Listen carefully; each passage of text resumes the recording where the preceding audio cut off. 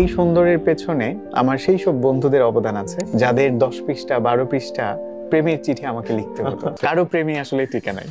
শৈশবে যা কিছু হতে চাইতাম তার কোনোটাই হতে পারিনি, হাফেজ হতে পেরেছি। প্রাতিষ্ঠানিক কোনো শিক্ষা কিন্তু আপনাকে জীবনবোধ শেখাতে পারবে না। কবি বলেছেন, কি যাতনা বিষে বুঝিবে সে কিসে, কভু আসি বিষে দংশে নিজে হারে। আমার তখন মনে হলো যে আপন ভাই পৃথিবীতে সবচাইতে দয়ামায়াহীন মানুষটা বোধহয় সে।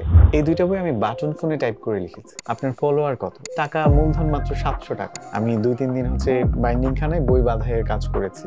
লা তাকনাতু মির রাহমাতিল্লাহ, যে একদম ডুবে গেলেও তুমি কখনো হতাশ হও না, নিরাশ হয়ে যেও না, আমি আছি। একটা গান কখন হিট হয়? যখন ওই গানের কথা আর আপনার মনের কথাটা মিলে যায়। Making your own mark, that's very important. যেমন আরজে সালমান কিন্তু আর হবে না। কবিতা আমার কাছে প্রবল দহনে টুপ করে ঝরে পড়া শীতল জলের ফোঁটার মতো। এটা সত্য, দুঃখ থাকলে আপনি কবিতা লিখতে পারবেন, কিন্তু দরদ না থাকলে দুরুদ লিখতে পারবেন। আমি ডুব থেকে উঠলাম কিভাবে, এটার পেছনে কিন্তু 5 আগস্টের একটা ভালো ভূমিকা আছে। তাই তো আবু সাইদ মনে হয় যখন আসলে বন্দুকের সামনে দাঁড়ালো, সে কিন্তু এই বিশ্বাসটুকু রেখেছিল, আমারই ভাই, বাবা, চাচা, কেউ আমার দেশ, সে কি আমাকে বুকে গুলি করতে পারবে? সালমান হাবিব একজন কবিতায় গল্প বলা মানুষ।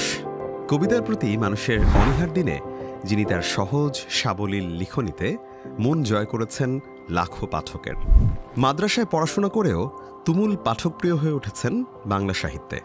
একটা সময় যে মানুষটা গুছিয়ে কথা বলতে পারতেন না, তিনি এখন লাখো শ্রোতার কথা বন্ধু। আরজি হিসেবে কাজ করছেন দেশের স্বনামধন্য রেডিও ক্যাপিটাল FM-এ, পাশাপাশি কাজ করছেন কালের কণ্ঠে। এত কিছুর বাইরে তিনি একজন সফল প্রকাশক। মাত্র 700 টাকা দিয়ে শুরু করা প্রকাশনী এখন সফলতার শীর্ষে। আজ আমরা কথা বলবো সেই কবিতায় গল্প বলা মানুষ সালমান হাবিবের সাথে।